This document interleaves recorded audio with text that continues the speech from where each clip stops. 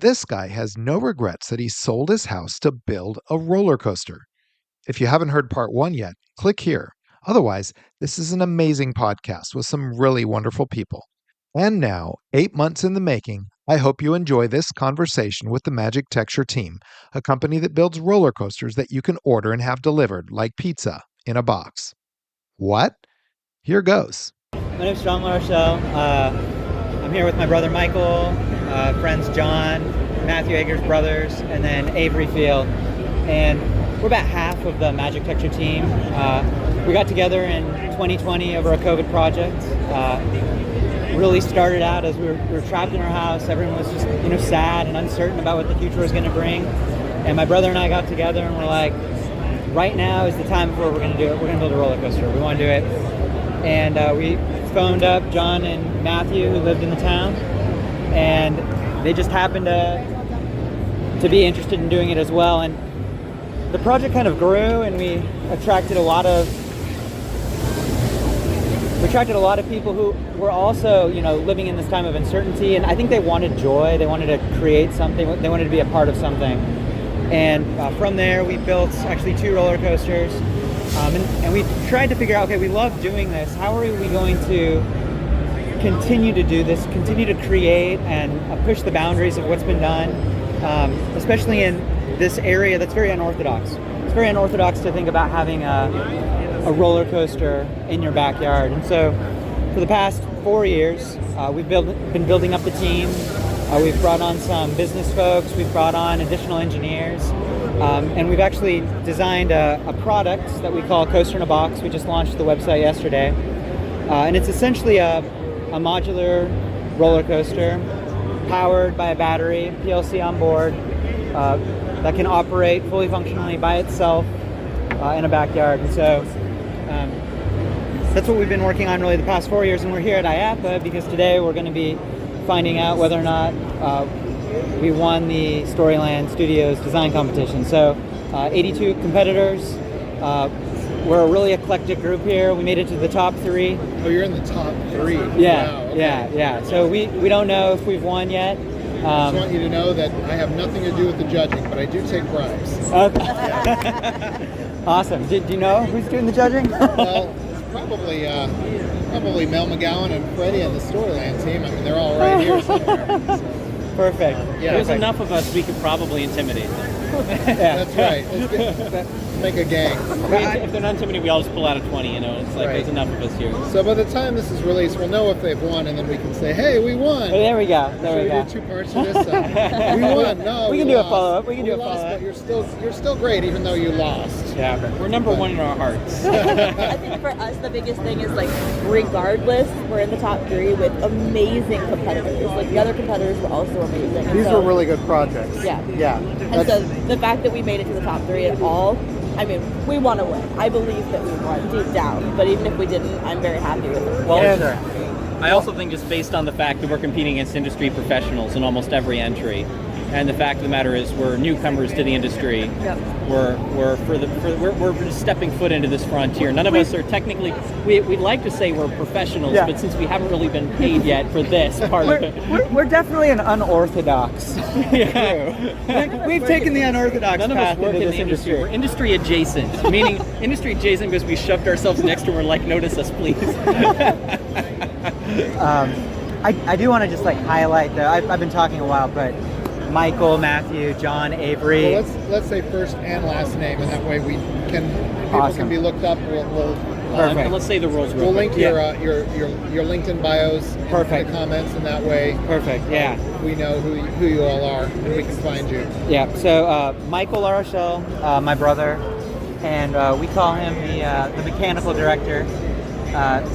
He's really the person who figured out how to build these roller coasters. So And he's sliding the microphone away from himself right now. I don't really want to say anything. I just want Sean to answer all my questions for me. He's going to do a better job. But So he's the Steve Jobs, and you're the Steve Wozniak.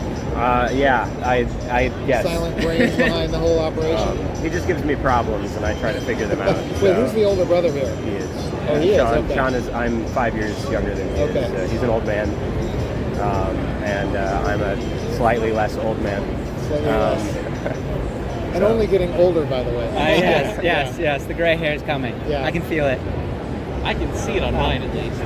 Okay, so we've met Michael. Yeah. So then John Eggers. John Eggers, we've been friends, I don't know, since we were 14, Probably, 13, 13, so 14, yeah. years and years at this point. And we always wanted to work on a project together. I remember the first time we ever met, we had this idea for this insane Indiana Jones escape room. May or may not have actually functioned as a proper temple of doom that would actually kill you. We're like gonna use safe- actual spears. Yeah, we did say like a pit we can make. How deep? We had a conversation about how deep we could make the pits where it would be surprising but not deadly. Exactly. But John brings a ton of expertise from videography to your computer science background, so helping a lot with like website design, thinking about how we program some of the unique elements on our rides. In the Storyland competition, you helped an insane amount on graphics, on just making sure there's a consistency. So I don't know if you want to speak to that. Well, at the company, Sean holds the role. I should mention, because he didn't mention, Sean's the managing director. I'm the creative director. So my background is my degree is in computer science, but I have a very rich background in film, media, and animation. Tell me about Lego. I've done a lot of Lego animation back before it was really cool. I was contracted by the Lego company. I actually did a commercial for them at some point. I've been to Kickstarter Animation Studios. I got a personal tour from the animation director there. They offered me, if I wanted to go pursue a career with them, they were very interested, but I was like, I'm going in a different direction. But yeah, I went into computer science because I also loved coding and programming, and I was of the mind that if I went fully into the art animation, that it would lose some of that passion for me that I like. You know, your hobby becomes your job. You know, you start to lose that. So I was like, I love the creativity that comes with coding and stuff like that, and with math, but I also like the art. So I was able to keep coding as my day job, and then animation, art, and design as my side hobby. And so then when Sean approached me, originally on the first roller coaster, it was much more of like a little bit of the design stuff. You and I had a lot of design calls, but then I was also wrote the music, so I got the opportunity to write some full orchestral scores for the first ride and then the second ride. And yeah, it's just been a lot of Sean and I go back and forth, and Sean always pushes the bar really high, and then I'm there to just pull the bar down a little bit. Then Sean pulls me up and convinces me the bar could be a little higher. Okay, I got to stop you here because you just said we're talking about a backyard roller coaster that has a full orchestral score. Yes. All of ours do. All Yes, of them you do. can find the soundtrack on YouTube as well. We released them on Okay, this is cool. We're going to get into that too. Let's meet the rest of the Let's team. move on. Let's do Matthew next. We'll move on to the next genius here. So Yeah, Matthew. I'm the useful idiot.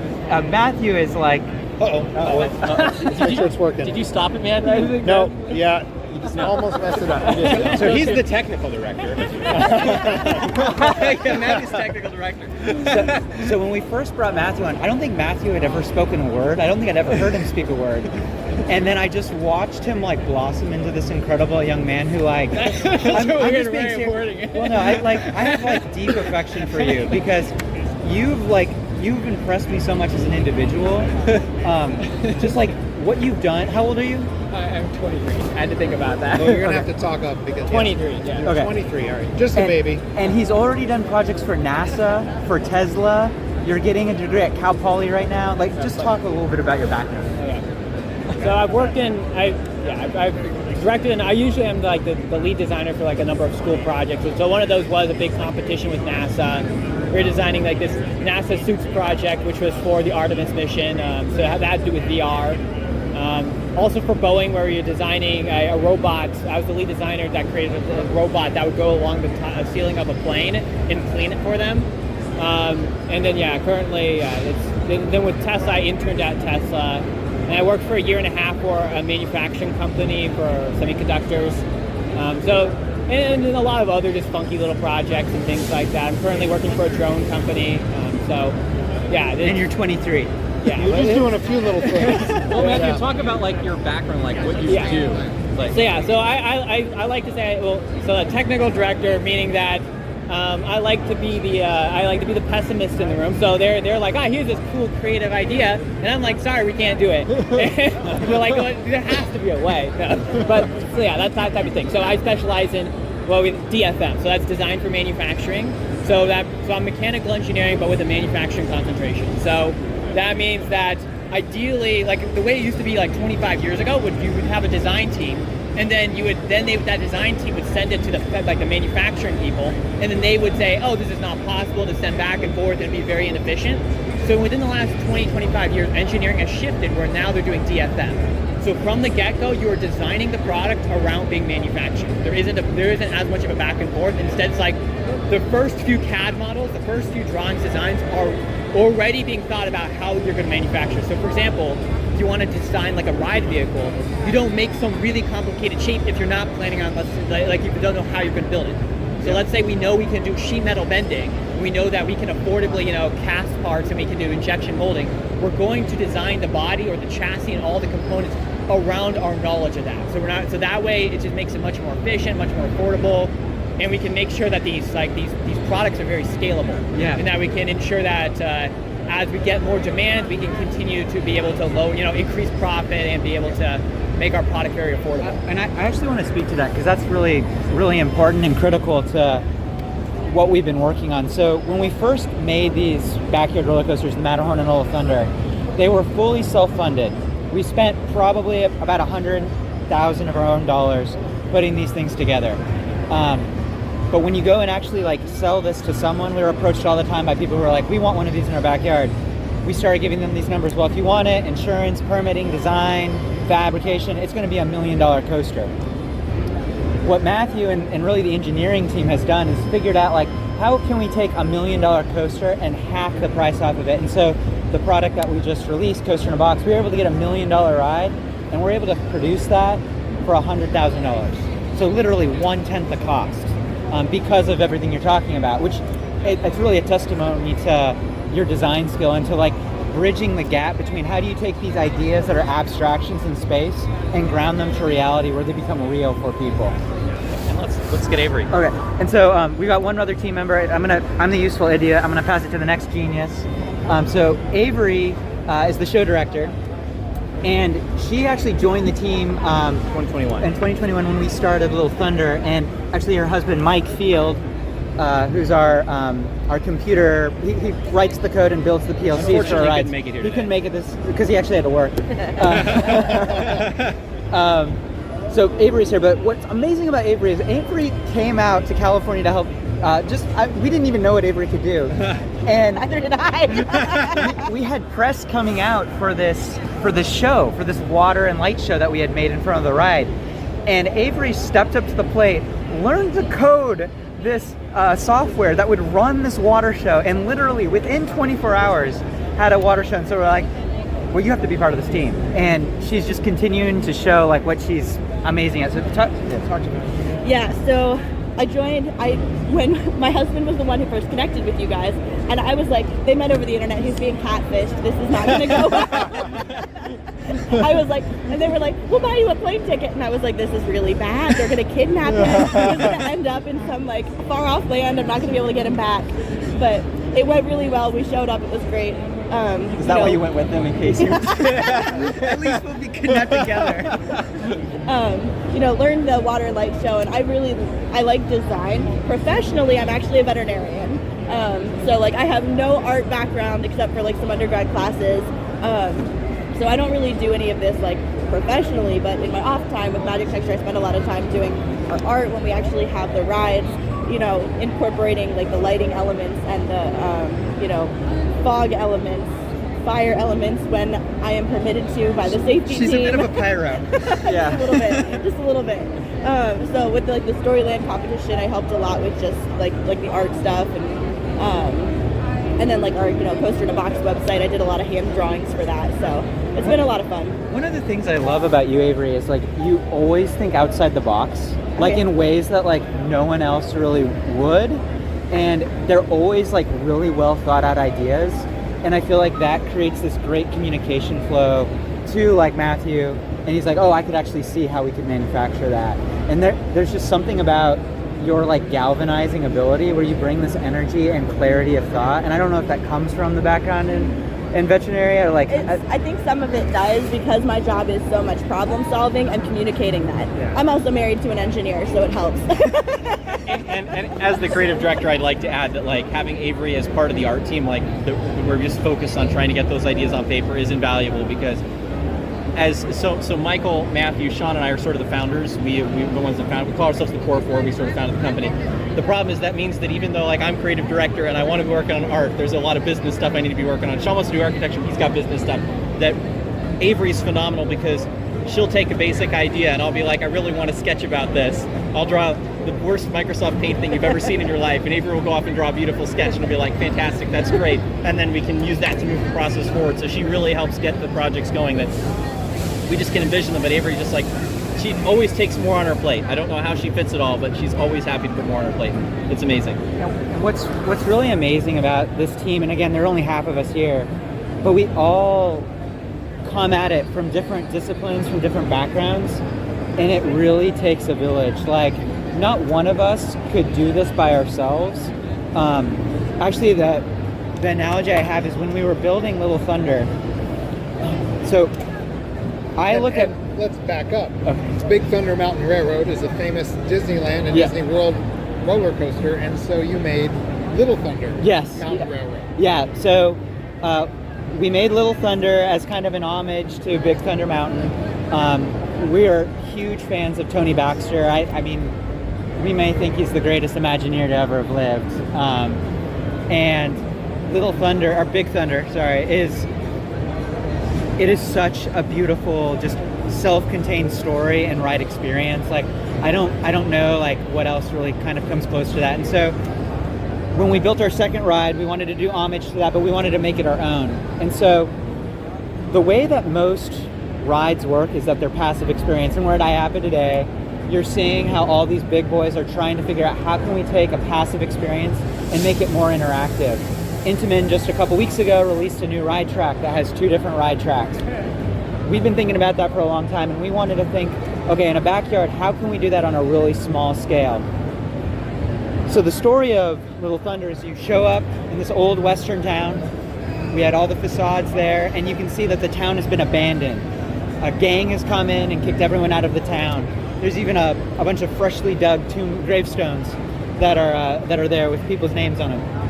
Anyway, you, the rider, get deputized. You're handed a physical pistol, and you're sent into the cave to render justice to the bandits that you're going to find in the cave. Now, the pistol is able to actually interact with the ride. And you kind of meander around the mountain. You go past a waterfall, through a canyon, very reminiscent of Big Thunder. And then you enter the cave, and you can hear the voices kind of echoing through and the dripping of the water. And then you come face to face with Babyface Morgan. And he says, I can see you in the lantern light. You know, accidents happen all the time to people who don't wander into places where they're not supposed to be. And when he says he sees you in the lantern light, that's supposed to be this cue like, oh, I could actually maybe knock out these lanterns. And the gun can actually shoot out all the lanterns. And if you shoot out this one... With infrared light, I'd like to add. Not firing. It's not a real Let's gun. add clarification. This gun is not actually a If gun. you shoot at this one... Pull the trigger. The light will go out. It's on top of TNT. It causes an explosion. Fog machines go off. The doors blow open, and we launch you out of the ride at 30 miles an hour. If you do nothing, he will shoot at you. The fog machine will come up from underneath you, and the ride will be over. And so the idea was, can we, like amateurs with a shoestring budget, create an interactive experience that actually changes what you feel on the ride? And when I presented this idea to the team, they all were like, this is impossible. Like, Matthew's like, I know how to shoot out the lantern, but I don't know how to get the lantern to interact with the PLC. Mike, Avery's husband, was like, I know how to get the PLC to like trip, but I don't know how to interact with the infrared. And I watched this magic as, I am actually the useful idiot on this team, but I watched these geniuses just like solve this complex problem. And the night of like the final night before we released it to the public, we had not actually successfully ran the ride through once. And I don't know, like for me it was really magical to watch this team that we all live far away from each other, like come together, create this moment, and then within 12 hours we ran 100 people through the ride, and it worked time after time after time. I don't know, it was just for me like a really beautiful experience, and I didn't want to lose that. And so I mean that's why we're here today. We're competing in Storyland because, you know, we want people to know. I want people to see this team. This team is magical. That no one here has made Magictecture. Magictecture. No one has made a dime on this. It's all because we love what we do, and we want to continue to create those magical moments, those experiences for people. And we want other people to be able to have that experience too, which is why we, offer that product. Yeah. So that the homeowner who can't afford a $3 million roller coaster can bring that experience and that story building into their life, and have that same experience that we got to have. Because that party, when we were putting people through the ride, is still the best party I've ever been to in my life. Yes. And I want everybody else to have that experience too. Do you remember when after everyone left and we were just playing with the launch, we would like play Titanic music right before we would like launch? So what Sean means by that is with the launch is, like you mentioned, when you're in the cave and the smoke comes up and the doors blow open, is that you could manually, you could have an operator that manually trigger the launch, and so they would have somebody sitting in the dark in there, just also a safety precaution to make sure everything was working well. And they would have people get to this part of the room, and normally you'd fire the lantern, the whole interaction would go, but let's say the team found it was really funny, especially if you knew the person in the ride vehicle, it wouldn't do anything. The person in the ride vehicle would be like, is it broken, is it that? Wait till they're completely relaxed and then launch them out of it. Especially if it was your brother. In the last bit, like after hours, after everyone left, it was just like the crew who built the coaster. We were just trying to figure out all the best, like most creative ways of confusing people and like making it so they can't tell when we're going to launch it, because they knew at this point we were going to try to trick launch them. So we just figured out, for example, like what people eventually learned is that the LED right under the lantern would go out right before it launches. So we intentionally cover that with tape, so then they couldn't tell that. And then we filled it up so that like with fog so thick that you couldn't see like your hand in front of your face. So then they couldn't see anything. Like we just kept on finding like more creative ways of making sure that the people riding it who already knew this trick just could not figure out when they were going to be launched. And that was like almost part of this like iterative experience about like how do we create environments that are constantly evolving so that it's a new experience every time. And I think that's actually a good segue into our submission for Storyland. So the Storyland competition, the brief is essentially to create an LBC, a location-based entertainment center. We got 20 minutes. Okay, got it. You gotta go? No, not yet. 20 minutes. We got a little bit of time. So it's a location-based entertainment center. And we've been thinking about, okay, well, how can we take some of the technology that we've worked on, this powered coaster, that we're able to get the costs really low. We can create like fast throughput. We can make really unique experiences. We could put puzzles onto a ride vehicle that you would have to solve. And so our idea was, especially with some of the emerging technologies, let's create a STEAM center, an educational facility where we're really celebrating science, technology, engineering, mathematics, arts, and then talk to what's going on today in AI. Can we create specially curated experiences through AI that start enhancing these experiences? Can we use AI to like engage with a 6-year-old in a really creative way, and then use AI to like take that same environment and upgrade it to the level of a high schooler or a college student? And then can we take the experiences that you're learning, the exhibits that you go through, and then bring that into an interactive experience? And so we've actually been in talks with several escape room companies about, well, what if you had an escape room that wasn't a linear process? What if you had an escape room that had 6 different rooms in it, that your one room could lead you out into 6 different experiences, and then those experiences could then lead you into a big room with, instead of like a secret door, that's the highlight, that's the climax. What if the climax is a roller coaster?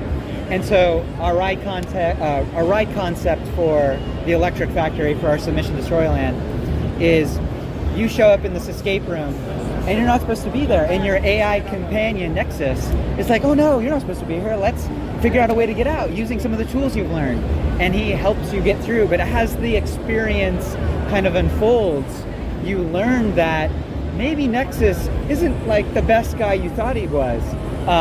And eventually you find out at the very end that he actually wants to keep you there, and he wants to keep learning from you, and you have to escape him to get out of the ride. And so you're on this roller coaster with these big AI, literally eyes staring down at you, telling you that he's going to keep you in the factory forever, and you're forced to, try to escape. So it was a really fun project, a really fun concept to explore. We were able to push our design to a level that we had never done before. with our backyard coasters. I don't know. I'm really proud of the team and the product that we were able to, the finished product is something we're really proud of, regardless of the results. This has been an awesome opportunity. I'm only sweating a little bit. What he said. I don't have a lot to add to that. No, I think we're all really proud of how it came out. I think that it's the classic art person where we're always like, if we had just 2 more weeks, we could have pushed this even further, but I think that we got it to a place. I also think I'm really proud of our team. If you look at the other entries, I can pretty confidently say we're the most pragmatic, thought out, at least from an engineering and architectural standpoint, and financial standpoint too, especially environmentally. Yeah. Like of any of them. Sustainability was a really big part of how we approached the project. Yep. So we wanted to create a building that had the smallest impact on the environment as possible. And so we actually used an old industrial site. It's actually an old hydroelectric dam. It was actually made for the Levi Strauss Jean Company. And then, as manufacturing got shipped overseas, the building got smaller and smaller. And now it still operates as a hydro site, but it's pretty much just an empty brick building. And so our thought was, well, if we take the building and use the embedded carbon that's already in the building, we've now offset the building's impact on the environment in an enormous way. And we got permission from the site itself. And we actually talked with the owners of the facility. It's a real facility. We talked to the owners of the facility, and they're like, we'd love to see something like this here. Whether it's this steam center, or if it's a cafe, or some sort of retail, maybe it's apartments. Like, who knows? But we actually ran all the calcs, and we figured out that with the energy that was produced from the hydro that's still there, the building would actually be a net positive building. It's not net zero, it's net positive. We'd be producing and putting more power back onto the grid in a clean way than, even if you made a building that had no way of producing power. I don't know, it's something that I'm really proud of. And I don't know what else to say about that. No, I think we did our best, and I think at the very least, if you look at all the entries, ours stands out regardless of what metric. It's just a very different way. And I think also, if you look at so many of the entries, they came at it from an art first perspective, and similar to Matthew talking about the design workflow, we came at it very much from a how do we make this standpoint. We came into it with, if we win this competition and somebody came to us and was like, I want to build this, we're like, great, we're already halfway there. We've already done the work. Whereas a lot of these, it's like we have a lot of great design work, we have a lot of great art. They're not going to be able to tell you exactly the calcs or the ideas or what the environmental will be, what's it going to cost. Yeah. Those are things we can tell you with a lot more certainty, and I think comes from us having a much more varied team of architects and engineers than most of those other teams. And that's not to take away from the other competitors. Absolutely not. Honestly, it is so intimidating standing here and looking at some of the artwork, looking at the thought, the creativeness with some of these ideas. I don't know, it's just a real honor to be here. 100%. I'm not saying that in any way to demean the other entries, just that our approach to the whole design industry is very different. It's executable. Exactly. Yeah. Exactly. Yeah. For sure. That's great. You guys made my job easy. So you had, also, was there a Matterhorn ride? Yes. Okay, so talk about that too. Okay. So you got Big Little Thunder, and then... So the first ride we ever built was the Matterhorn Alpine Escape. And this came from Michael and I. The way the story went was in the middle of COVID. We couldn't leave our house, and my mom actually sent us. By the way, I hear so many stories. I heard some this weekend. It started during COVID when we couldn't leave our house. Yeah. And then this happens. Yeah. So it's sort of sad that it takes catastrophes to bring people together, but sometimes that's just the matter. It's like, how can we take something that's really bad and turn it into something beautiful? You look at arts, Russian arts. Is there a reason that we have Crime and Punishment and Dvorak? Probably because they lived in a really, really tough area, and they're like, I want to make something to stand in the face, to flip the middle finger at this thing. And I think that's what it actually started out as. So my mom sent us this video of this family that had created this walkthrough of Pirates of the Caribbean in their living room, and we were like, we have always wanted to make a ride, this is the time to do it, but we wanted to make it really good, and so we weren't sure what we should make. We knew it had to be storytelling because, truth be told, I don't actually care that much about roller coasters. I care more about stories and the impact they can have on people in their lives. And so we didn't want to just make a generic roller coaster. We wanted to tell a story, and we wanted to bring people into that. And so we're like, Pirates of the Caribbean is out because we would have to make like 30 animatronics, and we have no idea how to do that. And so we thought, well, the Matterhorn is just stonework. We could probably make a mountain. We could figure out how to do plaster. And that's what we did. Like that day, we drew a sketch on a napkin. We ordered a bunch of material from Home Depot. It showed up, and we just started like constructing this 24-foot tall alpine ride. When we first built it, when we first built the track, we made it out of PVC. So there are a couple of giants in the industry: Will Pimble, Paul Gregg. You know, these are names that anyone who knows anything about backyard roller coasters is going to know. And we followed kind of their footprint.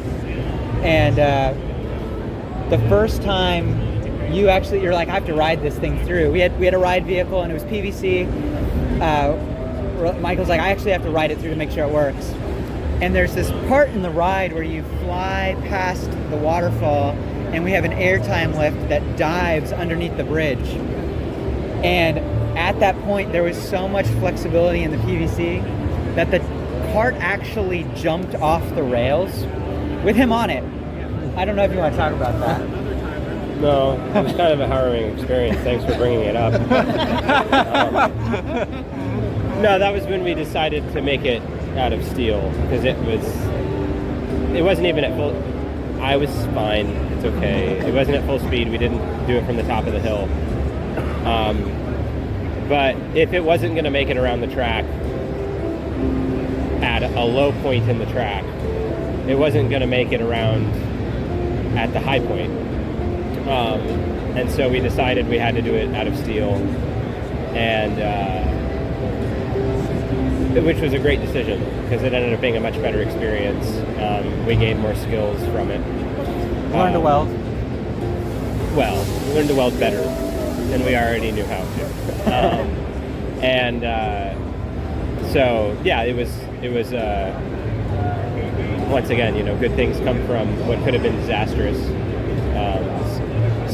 So once we switched to steel, Michael really like pushed the envelope. He figured out how to weld better, figured out the ride vehicle, and then we got, I don't know how many people came out to help us with the snow, with the rock work and stuff. Like 20 people. A lot of people. I actually never went because it was my honeymoon. Oh, well, Why are you here? I didn't help with snow. You were writing.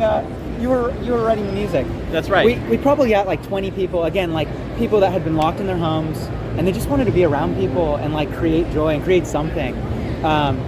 So I think, I don't remember how much off the top of my head. I think it was like 30,000 tons of stucco that we hand mixed, and we 80,000 pounds. 80,000 pounds. Sorry, not tons. Thank you. Not tons. We're not. That's a lot. That's an aircraft carrier. That's a lot. Did I mention it was the size of Everest? We hand mixed it, we hand placed it all, and then eventually we got it working. We had the sound piped into the ride. Yep. It was a really amazing experience. And then Is it still there? no. Well, how did you obviously you had a lot to throw away then. Yeah, so it was kind of sad. It's very sad. I'll explain why we tore it down. I'll get there. So after we built it, we put it online. It went viral. Bob Gurr actually called us. Bob Gurr is the Imagineer who actually designed the original Matterhorn. And he told us his like life story. It was actually one of the highlights of my life talking to Bob. It was crazy because he's like, so how did you build it? And we were like telling him, like we were kind of just making it up as we go. And he's like, yeah, that's pretty much how I made the original one, because I didn't have a high school degree. I like figured out, you know, how to get the math to work with like trig that I was learning at the time. And he shared this like incredible story with me. He was like, Walt came into my office and he was This like, is Walt Disney, by the way. Walt Disney, yeah. So Bob is like one of the last three remaining Imagineers, two remaining Imagineers. He's like 95. Walt comes into my office and he says, Bobby, I want you to make me a roller coaster out of steel. And it had never been, tubular steel roller coaster had never been done before. And Bob was like, I guess I can figure out how to do that. And he's like, oh, and Bobby, I wanted to go through a mountain. And I was like, were you terrified? Like, how did you how did you react? And he was like, oh no, but Walt had such a good batting average. I knew it was going to work, whatever it was. And he went into this like long story about how he was redesigning the track as the concrete trucks were coming to pour the footings for this ride. It was just crazy. And the bottom line is that after we made this, we thought, okay, we can do this again. But we weren't going to be able to afford to like build one completely from scratch again. And so we tore down the Matterhorn and we salvaged The bones. the bones, yeah, probably 75% of the material, and we ended up using that to build Little Thunder Whip. And the Matterhorn was, I would call it a very rudimentary backyard coaster. It had a chain lift. A rudimentary backyard coaster with stellar theming. Yes, I was going to say the bones might have been rudimentary, but the actual presentation. Right. That's a really good clarification. So the theming of it was top notch, but there was no computer. There was a button you would press to turn on the chain lift. It would take you up and it would take you to the ride. When we started approaching Little Thunder, which was the second ride we talked about earlier, that's when Mike, Avery's husband, reached out to us and was like, I can actually program a computer to make this whole thing automated. And so we took the backyard roller coaster from being what it had been really before, and we did what no other backyard roller coaster had done up to that point. We made it so that a computer actually controlled everything from the beginning to the end, even to the point where the seat belts would disengage at the end. But we had to tear down the Matterhorn, which is really sad, in order to build Little Thunder. It's literally built right on top of the site. Exactly, the same footprint. Then, well, no, bigger footprint. Footprint. Yeah, much bigger. Matterhorn was about 450 feet of track, 24 feet tall. The Little Thunder was 950 feet long, about the same height. Little Thunder, though, had a chain lift and a mid-ride launch. Little Thunder right now exists. It is in a storage facility in Fairfield, California. It was built at my parents' house. They moved to Virginia, and we knew that they were going to be moving, and so we built it in such a way it was modular. We actually take it apart and put it away. Matthew actually was very instrumental in tagging all the pieces so that if we ever find someone who wants to buy it, or if I get some property, we'll rebuild it on the site. But at this stage right now, there's no Magictecture coaster up and running, which is, we're going to change that. We're working very hard to change that. And actually, they have changed that, because since we originally recorded this podcast in November of 2024, they've already completed a new roller coaster for a famous YouTuber, the first of many. So if someone wanted a roller coaster in their backyard, They should contact us. And what's the process? Okay, so It depends on what they want. So there are really two products that we offer right now. There's Coaster in a Box, which is an off-the-shelf modular backyard roller coaster. That's going to run you about $100,000. What that comes with is a between 100 to 300 foot long track, depending on the tier that you want, and then either a one-person or a two-person ride vehicle. If you wanted something like our videos online of Matterhorn and Little Thunder, that's much more custom. Either way, you can go onto our website. You can go through the channels. There's a place on the website where you can actually build the coaster in a box, so you can get the exact model that you want, and it'll come out with the price. Or if you want something that's more custom, there's a form that you fill. It goes directly to us. We'll contact you, and we really want to create your story. So like, what is the story you want to tell? Like, we created the Matterhorn and Little Thunder, but do you want a space ride? Do you want a ride that's like, I don't know, dinosaur themed? Like, come to us. We'll help you. We'll help develop that story and create something that's very unique to the story that you want to tell, and then invite you into that creative process. Because that's actually what we want to share, is that creator's joy. The joy that Avery was talking about that we felt the night of the Little Thunder party. Like, we want everyone to feel that, because there's nothing more magical than watching someone engage with that product.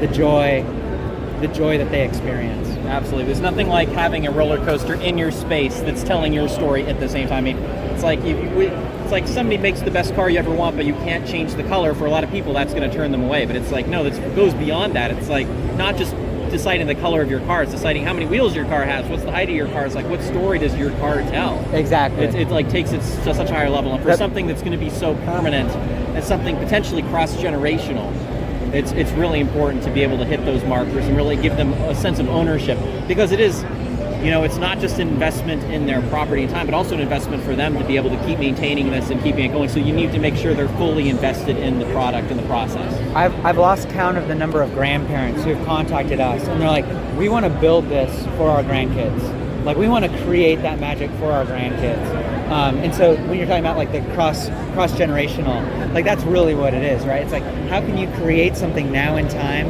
that can live on in the future?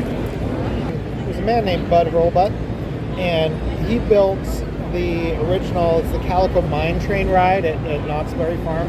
Built it and operated it for, have you been on it? I was on it before. Is it still running, or is it? Yeah, and then there's also the log fluke. We went there last year, and I can't remember that. Got it. But it's one of the original themed log. I mean, because there were log rides, but they were never themed. Oh yeah. Right. Yeah. As a drop. Yeah. But he built these things in his very much the same way that you guys are doing. That's awesome. And all he did was he did it in a theme park. He said, hey, Mr. Knott, I'll build and I'll operate and run this. And then he sold it off finally after many years. And I think he always regretted it. He built his own little theme park somewhere else in Southern Cal. But I feel like that's what you're doing. Yeah. That's a great analogy. Yeah. And it's just finding the right location, the right person, the right park. Right. Exactly. People who want to do this. Yeah. Part of it is finding the right partners. So in the same way that we're sitting here as 5 of the 10 Magictecture team, that we can now produce these things, there are additional partners that we really need to like scale this up and to make it happen. Lessons that we've learned over the past 4 years. So, for instance, like a big thing is like insurance. How am I going to insure a coaster in my backyard? Well, we actually like just hitting the ground, like talking to people, networking. We actually found a company that insures high-risk backyard things, and so now we've got an insurance company. That's a partner. Yeah, and they're here on the floor today. Yep, we were talking a little earlier. Yeah. Contractors. So we've looked at like, you have to be a licensed contractor if you want to install one of these in your, in a yard, and you have to be contracted in the specific state. So we've looked at, are there like custom pool companies, luxury pool companies that they go and they build these things? So like finding those partners that we could like partner with, and maybe that this is something that they can add to their menu of offerings. And then also like manufacturing and investment partners. So like I said, like today we've self-funded everything. There's only so much you can do with, us working on our side. Especially since a lot of us are married and have kids. Yes, yes. We've done enough market analysis to think that if we can actually prove that there is a there, that people will spend $100,000 in here, this could potentially be a $50 million, $75 million business. And so we feel like with the right investor, this could actually be something. And then, do you take these ideas and you, just like your example was it Bud? Bud. Do you take something that's at the scale of a backyard and you build it up to LBCs, escape rooms, some of the big players? FECs, sorry. Yeah, I definitely think that there's that opportunity, and I know this is a passion for us. We love doing it. We're going to keep doing it as long as we can. That's great. And it's awesome to be here and to see, all the passion and the energy that is around this. It inspires you. So if we wanted to get a hold of you, how do we do that? Okay, so best probably place is our website. It's magictecture.com. We also have an Instagram account, magic.tecture. You can email me. It's contact@magictecture.com. But yeah, if you reach out to me via email or through one of our social medias, YouTube, Instagram, and that's magic, then texture is an architecture. Yeah. It's a little confusing. That's the best way to get to us, and we'd be happy to have a conversation, even if you're just a fan and enthusiast. Like, we love just to get feedback on what we're doing. Like, that's what's so great about this community, is like everyone just loves to share and talk and express their ideas. Thank you so much, guys, for talking to us today. I think this has been fantastic. Wish you all the luck in the world, and I wish we could just have a glimpse of what it looks like 5-10 years into the future. What happened to you guys, and where did you go from here? I We'd feel like to this see is- that too. This is the starting point. For sure, definitely. Right. Thanks for taking the time to talk to us, and this has been awesome. Happy to do it. Yeah. All right.